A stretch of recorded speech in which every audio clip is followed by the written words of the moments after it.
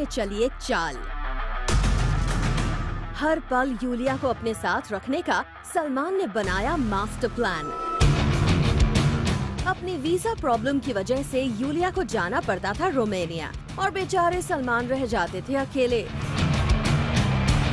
लेकिन अब सलमान को यूलिया से पल भर की भी दूरी बर्दाश्त कहाँ, और इसीलिए सलमान ने यूलिया को हर पल अपने पास रखने का निकाल लिया है रास्ता और बना लिया यूलिया को अपनी टीम का खास हिस्सा। यूलिया अब होंगी सलमान की टीम का पार्ट। सलमान जहां भी जाते हैं अपनी पूरी टीम के साथ ही जाते हैं, जैसे कि बॉडीगार्ड्स और उनके पीआर सलमान के साथ होते हैं, और अब इसी टीम का हिस्सा बनेंगी यूलिया। हाँ, वो बात अलग है कि यूलिया का टीम में रोल अभी क्लियर नहीं है। वैसे देखा जाए तो क्लियर करने की जरूरत भी नहीं है। ऐसे आप सोच रहे होंगे कि यूलिया सलमान के साथ उनकी फिल्म के सेट्स पर तो पहले भी जाती रहती हैं, फिर टीम का हिस्सा बनने की क्या जरूरत है। तो आपको बता दें कि ये सब सलमान यूलिया को वर्क वीजा दिलवाने के लिए कर रहे हैं, क्योंकि सलमान की टीम में जब यूलिया ऑफिशियली शामिल होंगी तभी तो वर्क वीजा मिलने में आसानी होगी। वैसे सलमान पहले भी यूलिया को वर्क वीजा दिलवाने की कोशिश कर चुके हैं, पर अफसोस कि उनकी कोशिश कामयाब नहीं हो पाई। बट इस बार सलमान के मास्टर प्लान को देखकर तो यही लगता है कि शायद ये कोशिश कामयाब हो जाए और सलमान को हर पल के लिए यूलिया का साथ मिल जाए। ज्योति सिंह, ज़ूम, मुंबई। ભાઈબંધ બધાને એકાદો તો એવો હોય જ જે હાજર હોય ત્યારે એની બહુ મજાક બને, પણ એ ના હોય તો એના વગર કોઈને ના ગમે।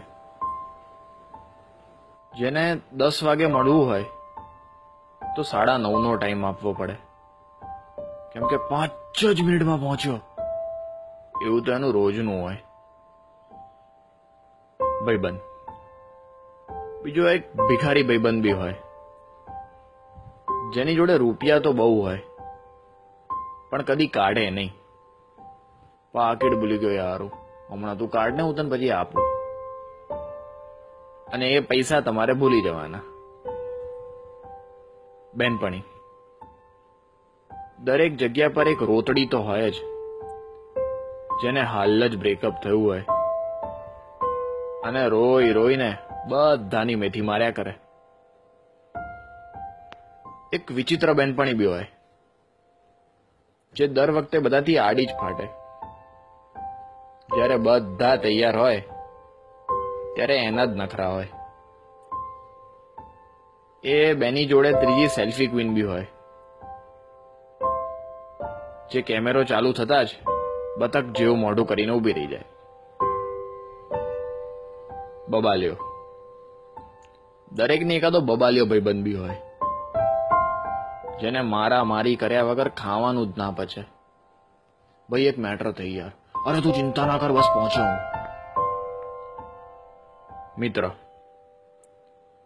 બધાનો એક ફેંકુ મિત્ર હોય, જેની બધે પહોંચ હોય, પણ જરૂર પડે ત્યારે એ નંબરની બધી લાઈન કવરેજ ક્ષેત્રની બહાર જ હોય।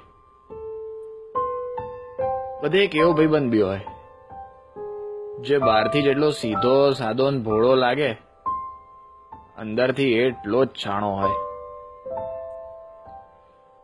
હજી એક વિકૃત બી બધે મળી રહે, જે બોલવાનું ચાલુ કરે એટલે એને કંટ્રોલ કરવો અઘરો પડી જાય।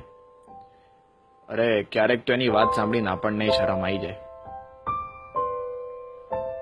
આ બધા તો તોય ઠીક, પણ બધાનો બાપ તો પેલો ગધેડો, જે આખો પ્લાન પોતે જ બનાવે ને છેલ્લી ઘડીએ કે બે મારે પપ્પા જોડે જવું પડશે યાર, સમજ ને। ભલે રોજે રોજ હેરાન કરે, ભલે બેમતલબની બકવાસ કર્યા જ કરે,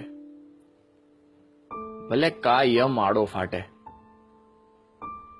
પણ સાચો ભાઈબંધ તો એ જ, જે જરૂર પડે 2 લાત મારીને કહે ચિંતા ના કર, તારો ભાઈ હજુ બેઠો છે।